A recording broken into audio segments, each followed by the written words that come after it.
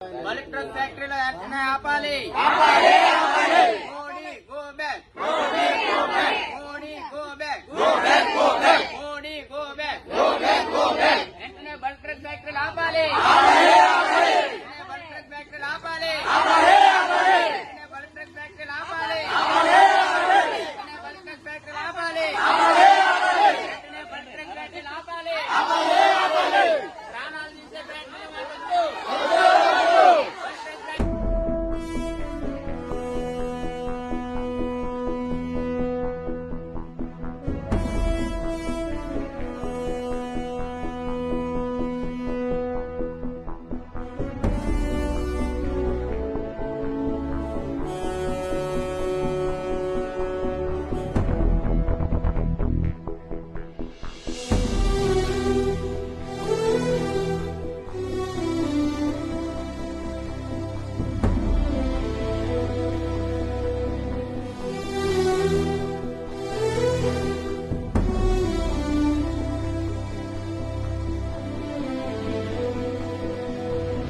సూర్యుడి సెలవని తలసిపోయేనా, కాలమే శిలవలే నిలిచిపోయేనా, మనిషి మనిషిని కలిపిన ఓ ఋషి,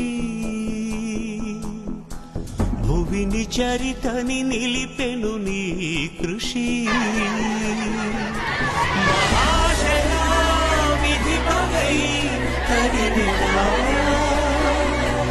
మహోష్ణమై రుధిరమే మణిగెనా, ఆగిపోయేన త్యాగం కదా, ఆదమరిచేన దైవం వృధా. సూర్యుడి సెలవని అలసిపోయేనా, కాలమే శిలవలే నిలిచిపోయేనా.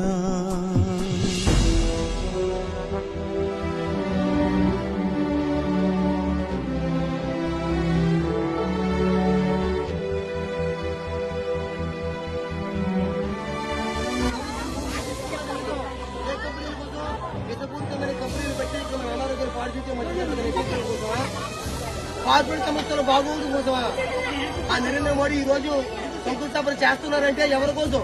ఈ ప్రజల కోసం అయినప్పుడు ప్రజాభిప్రాయ శాఖను పెట్టి మన కంపెనీ వస్తుంది పెట్టాలా వద్దని అడగాలి. కిందకు మొన్న జరిగినటువంటి మన శంకుస్థాపనలోని మన హోమ్ మినిస్టర్ అనిత గారు ఏం చెప్పారు? ఈ నిర్ణయం లేకుండా ఎట్టి పరిస్థితుల్లో కూడా ఏది కూడా ఇక్కడ చేయడం కూడా జరగదన్నారు. ఆ రోజు కన్నారు. తర్వాత రోజు పోలీసు బందోబస్తును పట్టుకొని యథావిధిగా పనులు కొనసాగించారు. తీసుకున్నటువంటి భూములకి చాలా మందికి డబ్బులు వేయలేదు, చాలా మంది చెట్లు కూడా డబ్బులు వేయలేదు, సాగుదారులకు డబ్బులు వేయలేదు. మీరు ఇంకో విషయం తెలుసుకోవాలి.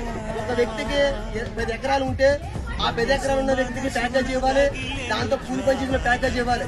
ఈ రోజు అది కూడా లేకుండా యథావిధిగా దౌర్జన్యంగా పోలీసు బందోబస్తు పెట్టి ఈ రోజు రాజీపేట గ్రామస్తుల్ని అటు నుంచి ఇయ్యాలపురం ఇక్కడ వరకు పైపురద్దులు చేసి ఈ రోజు పనులు చేపడుతున్నారు.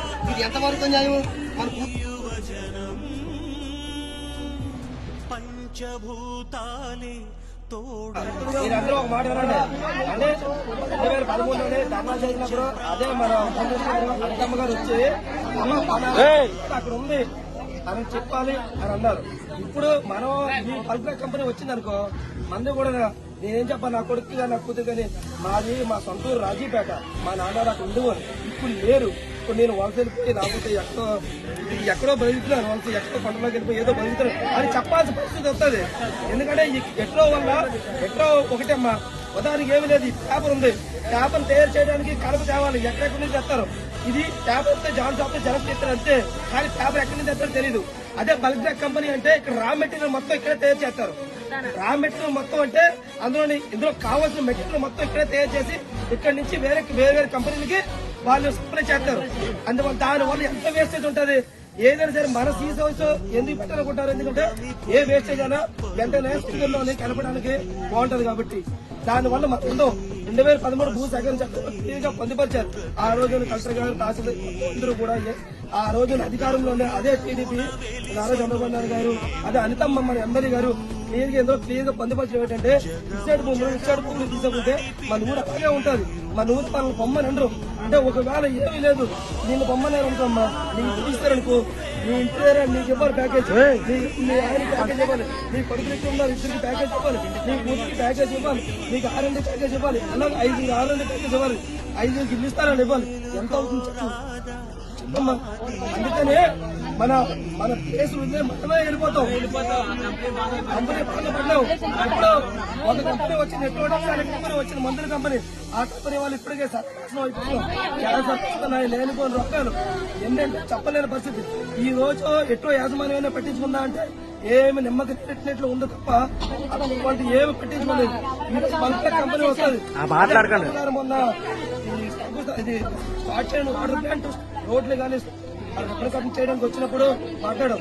మేడం గారు అదే అండి కాకినాడ SEZ లోనే 2500 ఎకరాలు తీసుకున్నారు. ఆ రోజు బల్క్ కంపెనీ అక్కడ